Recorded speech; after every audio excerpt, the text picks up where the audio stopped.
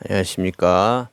오늘도 성경 말씀을 중심으로 해서 대한민국 안에서 벌어지고 있는 일들에 대해 말하기를 원합니다. 사람은 이 현실 세계에서 눈에 보이는 사람의 그 생물학적인 모양, 또 그 생물학적으로 어떤 기능을 하고 호흡을 하고 뭐 활동을 하고 막 이런 것들을 보고 저 사람은 살아있다. 뭐 사회학적으로 어떤 직분을 가지고 무슨 일을 막 하고 무슨 이 생산적인 일도 하고 또는 큰 일들을 처리도 하고 정치력을 발휘하기도 하고 그러면 저 사람은 일을 한다. 살아있는 사람이다. 그렇게 생각하잖아요. 그런데 이 영적인 세계에서는요, 그 현상에 일을 하는 그 사람을 갖다가 살아있는 사람이라고 그렇게 생각하지 않습니다. 물론 이제 호흡을 하고 현실적으로 생물학적으로 살아있는 사람은 이제 살아있지요. 살아있는 것이지만 그 사람의 현상의 모양만 가지고 그가 살았다 하고 그렇게 이제 말할 수는 없다는 거예요. 왜냐하면 사람이라는 것이 정신적 요소, 생물학적 요소, 사회학적 요소 3요소로 돼 있는데 이 정신의 문제가 이미 그 사람의 정신이 그냥 아주 지멋대로 맘대로 돼 있어요. 사람이 뭔지도 몰라보고 그냥 짐승처럼 밥 먹고 이렇게 활동하면 그게 살아있는 사람이냐? 그게 아니거든. 사람이라는 건 정신이 있어야 되거든. 생각이 있어야 돼. 그 생각도 올바른 생각이 있어야 돼. 생명으로서의 생각. 온갖 나쁜 생각, 더러운 생각, 도둑질할 생각, 사람을 죽이고 나라를 팔아서라도 자기의 이익과 자기 이기심을 채우려고 하는 이런 생각을 가지고 있는 사람이면요, 이 사람은 사실은 살아있는 사람이지만 그 사람은 죽은 사람입니다.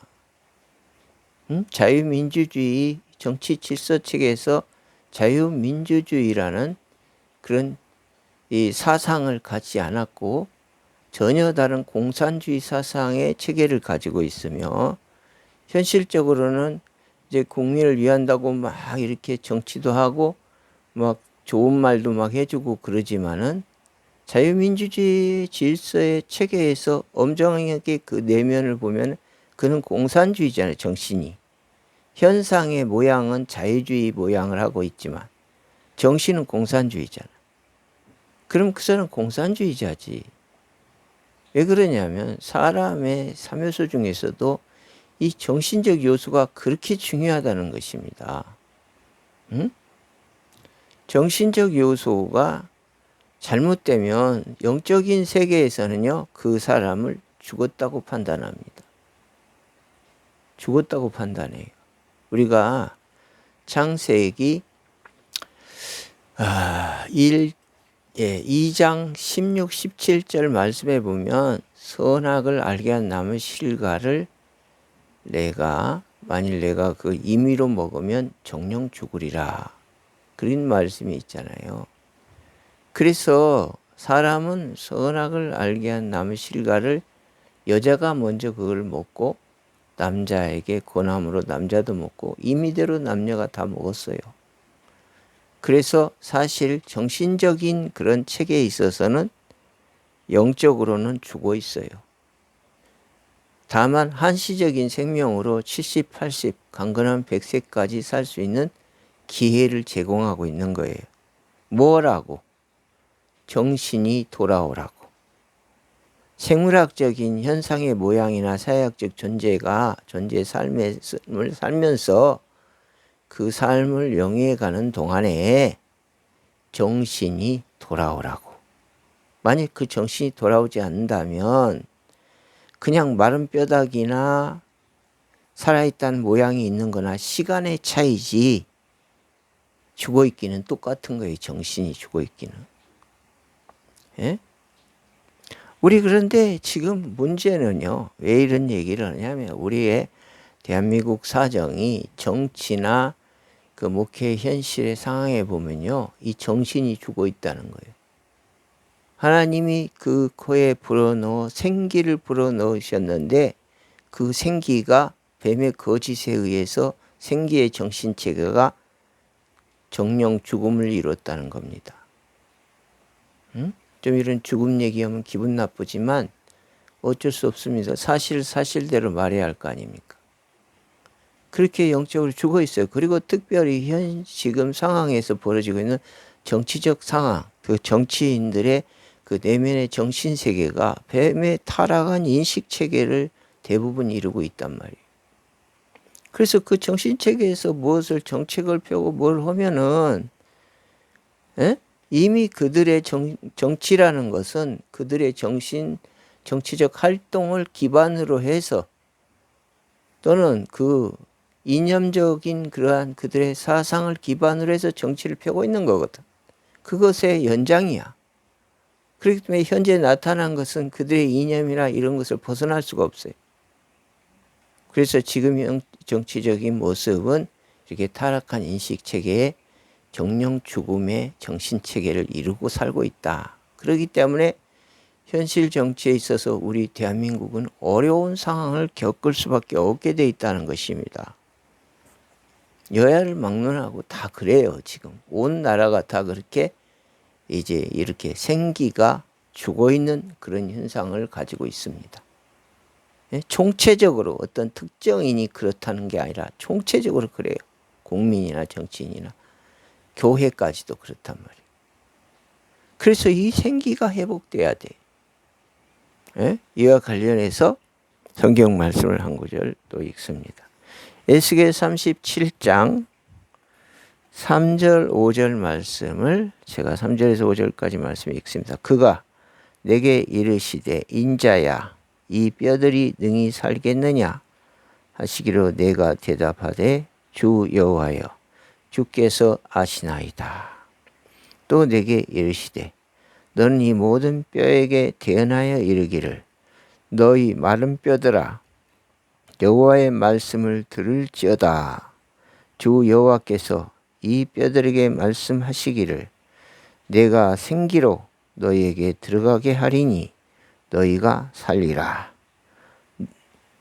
이렇게 이런 이제 말씀을 하셨단 말이에요. 이게 에스겔서의 당시 상황은 에스겔은 바벨론의 포로로 잡혀간 바벨론에서 이제 그 자기의 고향 유다의 정치적 상황을 보고 하나님의 말씀을 대언하고 있다는 사실을 여러분이 참고로 하셨으면 좋겠습니다.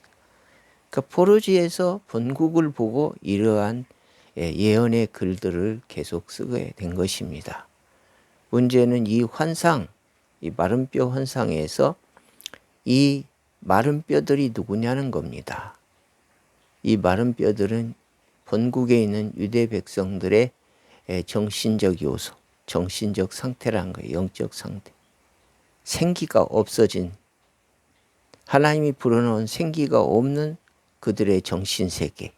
그것이 유대 본국 백성들의 그런 현재적 상태라는 겁니다. 그 생기가 회복되지 않으면 그들은 멸망할 수밖에 없고 바벨론에 완전히 제압당할 수밖에 없는 상황인 것입니다. 이러한 이제 성경적인 가르침은 오늘 우리 대한민국의 상황에도 비슷하다는 거예요. 우리 대한민국의 국민들이 생기가 회복돼야 돼. 특별히 교회가 생기가 회복돼야 돼. 이 시대에 우리에게 필요한 것은 성령이라는 거룩한 영의 생기예요. 당시 이 시대에 이 본문의 말씀에서 생기는 이제 하나님이 인간을 창조하시면서 창세기 2장 7절에 창조하시면서 그 코에 불어넣으신 생기를 말하는 것인데 특별히 이 본문의 말씀에는 그 말씀을 이제 연관지어서 이스라엘 백성의 영적 상태를 말하는 것이기도 합니다. 단순히 호흡적인 생기가 아니라 정신적 인식의 상태를 말하는 것이죠. 에? 그래, 우리 대한민국이 이 생기가 다 빠졌단 말이에요, 지금. 그러니까 정치가 이런 모양이 나타나고, 선거가 이렇게 이상한 선거가 치러진 것처럼 의심을 받고 있고, 나라가 온통 이렇게 어려움 속에 빠져 있습니다. 그래, 정말 살고 싶으냐? 그럼 생기를 회복해라. 응?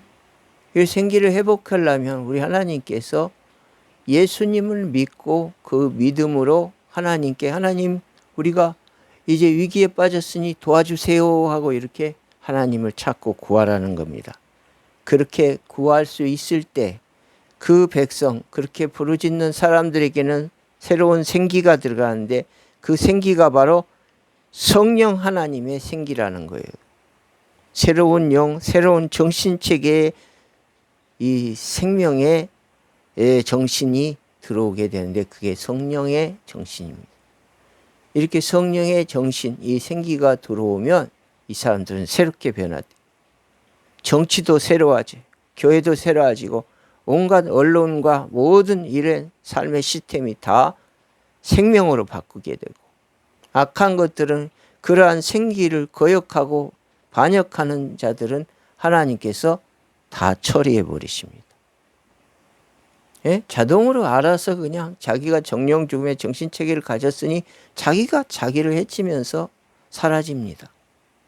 그러므로 우리 국민들은 모두가 예수를 믿고 성령이 충만해서 하나님께 열심히 나라를 위해서 기도하심으로 여러분의 삶과 여러분의 후손들을 구하시는 우리 대한민국 국민 되기를 주의 이름으로 소원합니다.